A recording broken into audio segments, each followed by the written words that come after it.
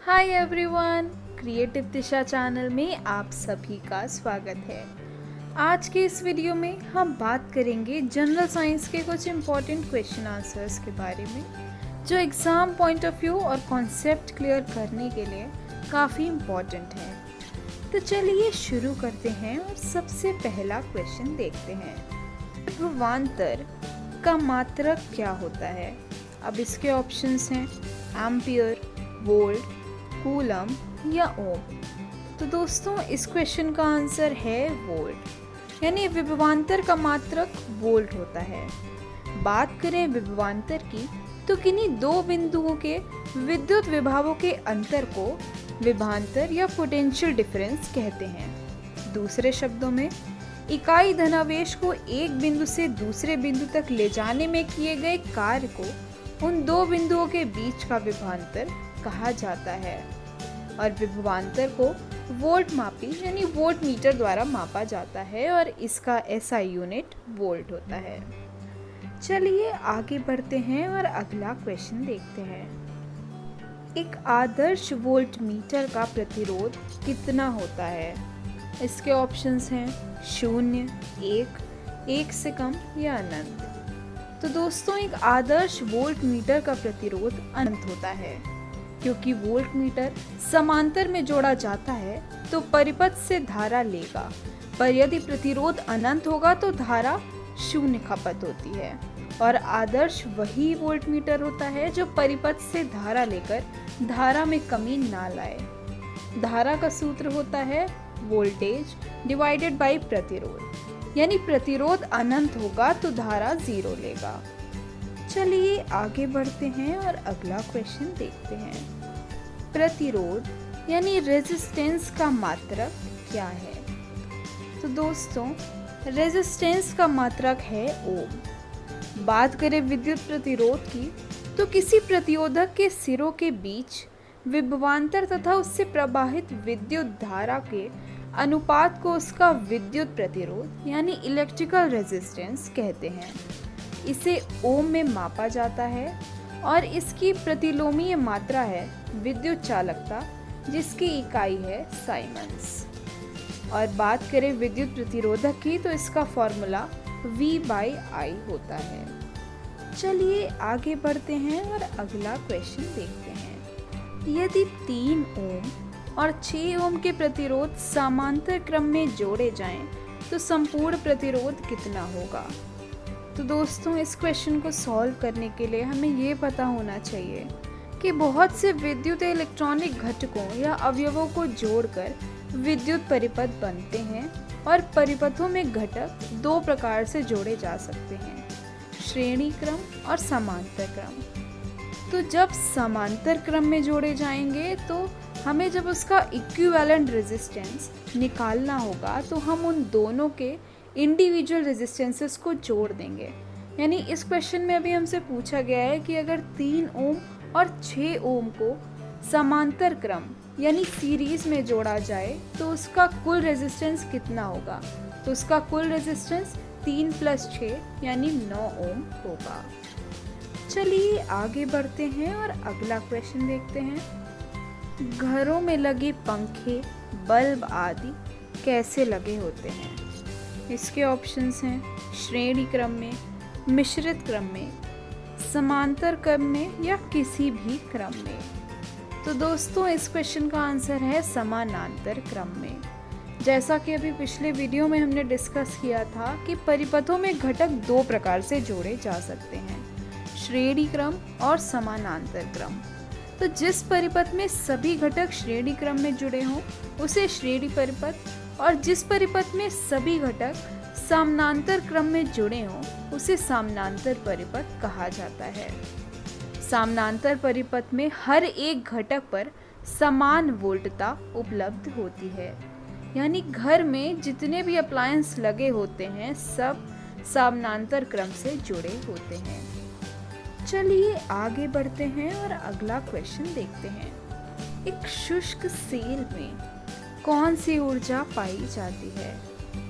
तो दोस्तों किसी भी प्रकार के सेल सूखे लेड एसिड वाले या लिथियम सेल सभी में दिष्ट विद्युत धारा यानी डायरेक्ट करंट होती है।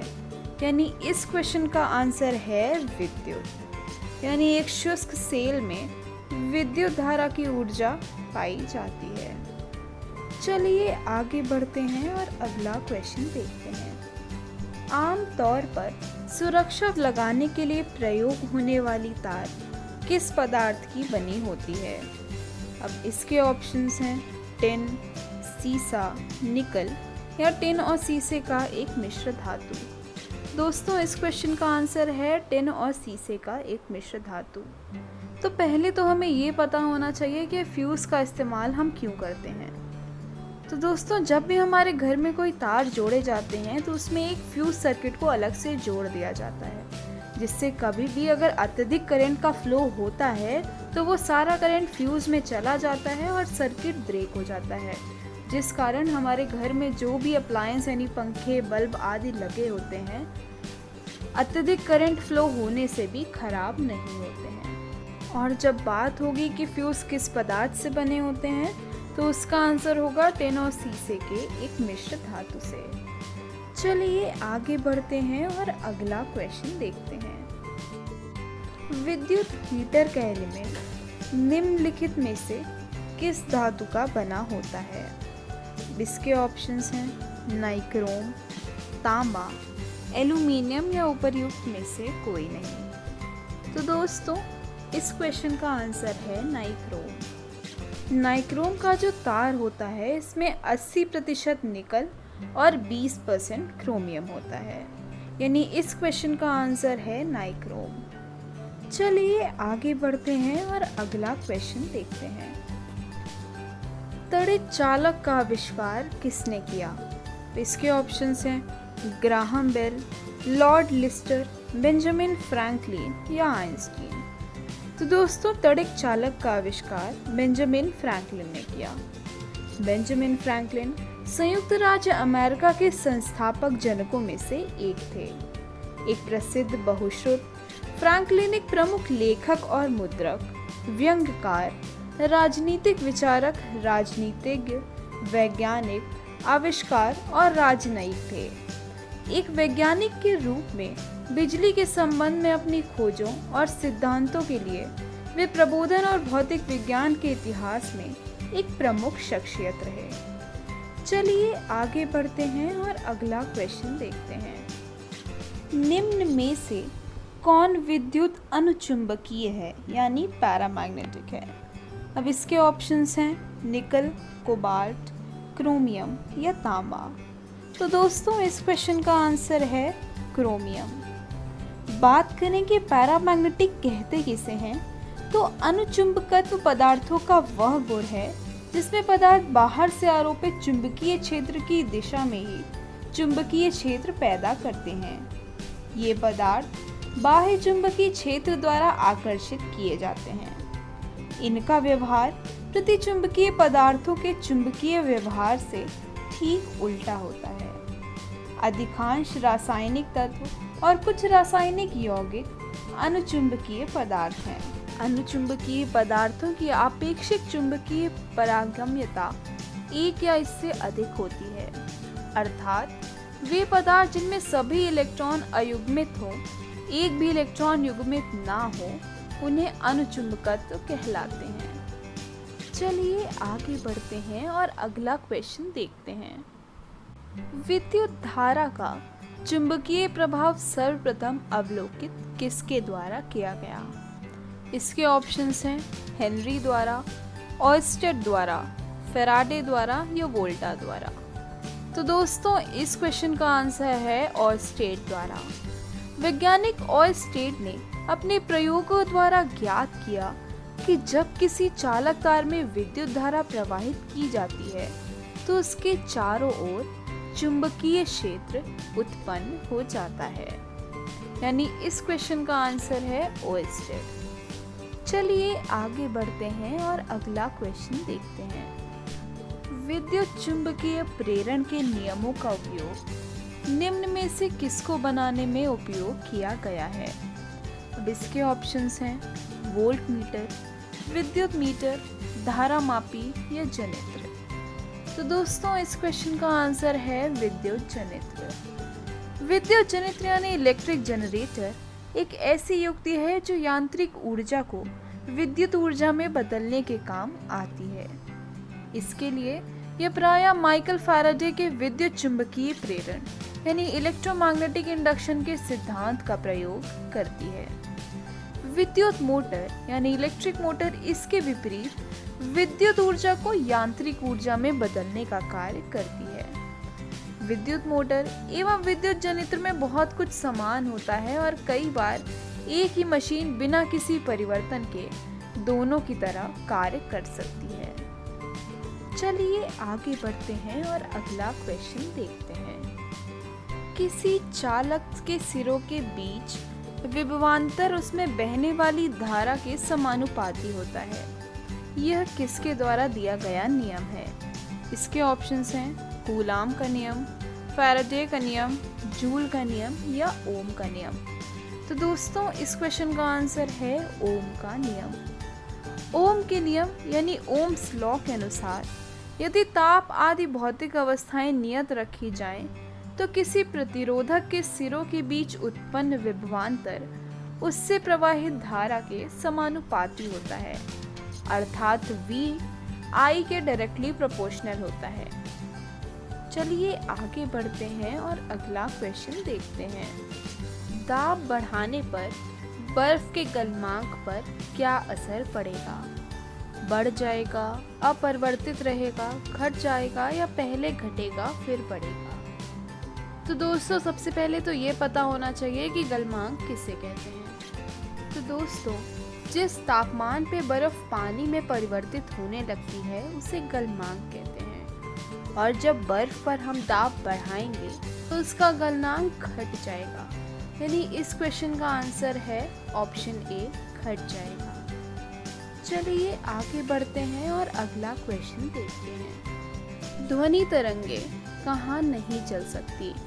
अब इसके ऑप्शंस हैं हाइड्रोजन में, निर्वात में, जल में या लोहे में। तो दोस्तों इस क्वेश्चन का आंसर है निर्वात में।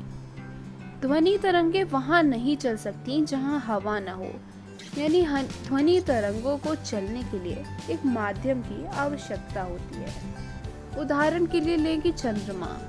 जैसे चंद्रमा पर वायुमंडल नहीं है, वहाँ पर हवा नहीं है, यानी ध्वनि के चलने के लिए कोई माध्यम नहीं है, इसलिए निर्वात में ध्वनि तरंगें नहीं चल सकती।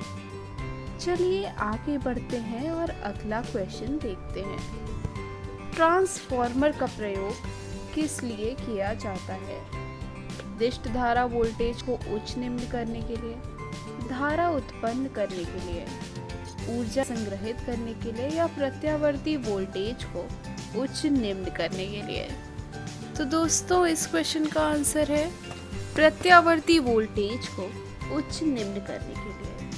तो दोस्तों ट्रांसफार्मर एक ऐसा विद्युत यंत्र है जो कि एसी सप्लाई की फ्रीक्वेंसी को बिना बदले उसे कम या ज़्यादा करने के लिए इस्तेमाल किया जाता है। इसका इस्तेमाल उन डीसी उपकरणों पर किया जाता है जो कि एसी सप्लाई द्वारा चलाए जाते हैं, जैसे कि एम्पलीफायर, बैटरी चार्जर इत्यादि। डीसी उपकरण ऐसे उपकरण के मुकाबले बहुत कम बिजली से चलते हैं। चलिए आगे बढ़ते हैं और अगला क्वेश्चन देखते हैं। द्रवों का वह गुण जिसके कारण यह अपने विभिन्न पथों में होने वाली गति का विरोध करता है उसे क्या कहते हैं? इसके ऑप्शंस हैं पृष्ठ तनाव, घनत्व, शयानता या आपेक्षिक आर्द्रता। तो दोस्तों इस क्वेश्चन का आंसर है पृष्ठ तनाव यानी सरफेस टेंशन। सरफेस टेंशन किसी द्रव की सतह या पृष्ठ का एक विशिष्ट गुण है। दूसरे शब्दों में पृष्ठ तनाव के कारण ही द्रवों का पृष्ठ एक प्रकार की प्रत्यास्थता का गुण प्रदर्शित करता है। पृष्ठ तनाव के कारण ही पारे की बूंद गोल आकार धारण कर लेती है, न कि अन्य कोई रूप। पृष्ठ तनाव के कारण द्रव अपने पृष्ठ यानी सतह का क्षेत्रफल न्यूनतम करने की कोशिश करते हैं। गणितीय रूप से पृष्ठ के इकाई लंबाई पर लगने वाले बल को द्रव का पृष्ठ तनाव कहते हैं। चलिए आगे बढ़ते हैं और अगला क्वेश्चन देखते हैं। गैसों की क्षयता ताप के बढ़ाने पर घट जाती है, बढ़ जाती है, अपरिवर्तित रहती है, पहले घटती है या फिर बढ़ जाती है? तो दोस्तों, ताप बढ़ाने पर द्रव की क्षयता घट जाती है, परंतु गैसों की बढ़ जाती है। एक आदर्श तरल की क्षयता 0 होती है। व्यवहार में ऐसा द्रव असंभव है, परंतु जल आदर्श द्रव के निकटतम है। यानी इस क्वेश्चन का आंसर है बढ़ जाती है। चलिए आगे बढ़ते हैं और अगला क्वेश्चन देखते हैं।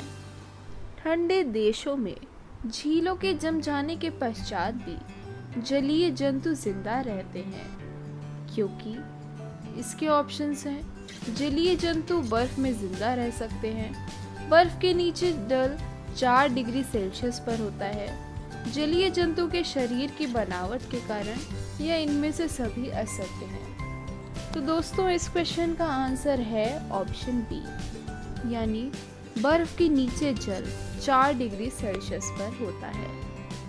अत्यधिक ठंडे पानी में भी मछलियां तथा अन्य जीव जंतुओं के जिंदा रहने का प्रमुख कारण पानी के अधिकतम तापमान 4 डिग्री सेल्सियस होना है, जिस कारण ठंडे पानी होने पर या फिर जमे हुए पानी में भी जीव जंतु जीवित रह पाते हैं। जब 4 डिग्री सेल्सियस तक तापमान गिर जाता है और इसका घनत्व बढ़ने लगता है। चलिए आगे बढ़ते हैं और अगला क्वेश्चन देखते हैं। यदि पृथ्वी पर वायुमंडल ना होता तो उसका दिन की अवधि पर क्या असर पड़ता? कम हो जाती, अधिक हो जाती, अपरिवर्तित रहती या घटती बढ़ती रहती? तो दोस्तों, इसका आंसर है दिन की अवधि घट जाती। दिन की शुरुआत के समय सूरज 2 मिनट देरी से निकलता हुआ दिखाई देता, जिससे दिन 2 मिनट छोटा हो जाता, और दिन के अंत में भी सूरज 2 मिनट जल्दी छिप जाता, जिससे फिर दिन की अवधि में 2 मिनट की कमी हो जाती। तो अगर वायुमंडल नहीं होता तो पृथ्वी पर दिन 4 मिनट छोटे हो जाते। चलिए आगे बढ़ते हैं और अगला क्वेश्चन देखते हैं। विद्युत चुंबकीय तरंगे क्या हैं? तो इसके ऑप्शंस हैं रेडियो तरंग, पानी की सतह पर उत्पन्न तरंगे, तार से उत्पन्न तरंगे या वायु से उत्पन्न तरंगे। तो दोस्तों, इस क्वेश्चन का आंसर है रेडियो तरंगे। विद्युत चुंबकीय विकिरण शून्य एवं अन्य माध्यमों से स्वयं प्रसारित तरंग होती है। इसे प्रकाश भी कहा जाता है, किंतु वास्तव में प्रकाश विद्युत चुंबकीय विकिरण का एक छोटा सा भाग है। दृश्य प्रकाश, एक्स किरण, गामा किरण, रेडियो तरंगे आदि सभी विद्युत चुंबकीय तरंगे हैं। यानी इस क्वेश्चन का आंसर है रेडियो तरंग। चलिए आगे बढ़ते हैं और अगला क्वेश्चन देखते हैं। स्वतंत्रता पूर्वक गिरती हुई वस्तु की कुल ऊर्जा घटती है, नियत रहती है, पहले घटती है फिर बढ़ती है या बढ़ती है? तो दोस्तों, इस क्वेश्चन का आंसर है नियत रहती है। कोई भी वस्तु जो स्वतंत्रता पूर्वक गिरती है उसकी एनर्जी कांस्टेंट रहती है, मतलब जितनी पहले थी उतनी ही बाद में भी रहेगी, क्योंकि एनर्जी कंजर्वेशन लॉ के मुताबिक एनर्जी को ना ही बनाया जा सकता है और ना ही नष्ट किया जा सकता है। यानी इस क्वेश्चन का आंसर है नियत रहती है। चलिए आगे बढ़ते हैं और अगला क्वेश्चन देखते हैं। दूरदृष्टि दोष से पीड़ित व्यक्ति के चश्मे में किस लेंस का प्रयोग किया जाता है? अब इसके ऑप्शंस हैं उत्तल लेंस, अवतल लेंस, समतल उत्तल लेंस या समतल लेंस। तो दोस्तों, इस क्वेश्चन का आंसर है उत्तल लेंस। यानी दूरदृष्टि दोष से पीड़ित व्यक्ति के चश्मे में उत्तल लेंस का प्रयोग किया जाता है। अगला क्वेश्चन है, दूरदृष्टि दोष यानी हाइपरमेट्रोपिया से पीड़ित व्यक्ति को दूर की वस्तुएं नहीं दिखाई देती, निकट की वस्तुएं नहीं दिखाई देती, वस्तुएं तिरछी दिखाई देती हैं या वस्तुएं उल्टी दिखाई देती हैं? तो दोस्तों इस दृष्टि दोष में मनुष्य को दूर की वस्तु स्पष्ट दिखाई पड़ती है, परंतु नजदीक की वस्तु स्पष्ट नहीं दिखाई पड़ती। इसीलिए इस दृष्टि दोष को दूर दृष्टि दोष कहते हैं। आंखों में यह दोष उत्पन्न होने पर प्रकाश की समांतर किरण पुंज आंख द्वारा अपवर्तन के बाद रेटिना के बाद में प्रतिबिंब बनाता है, ना कि रेटिना पर। इस कारण पास की वस्तुओं का प्रतिबिंब स्पष्ट नहीं बनता और चीजें धुंधली दिखाई देती हैं। चलिए आगे बढ़ते हैं और अगला क्वेश्चन देखते हैं। कॉस्मिक किरणों की खोज किसने की? इसके ऑप्शंस हैं ब्रूनो रोसी ने, विक्टर हेस ने, कोपरनिकस ने या एडविन हबल ने। तो दोस्तों इस क्वेश्चन का आंसर है विक्टर हेस, यानी कॉस्मिक किरणों की खोज विक्टर हेस ने की। कॉस्मिक रेज या ब्रह्मांडीय किरणें सभी दिशाओं से लगभग प्रकाश के वेग से पृथ्वी पर आने वाले उच्च ऊर्जा आवेशित कणों के प्रवाह हैं।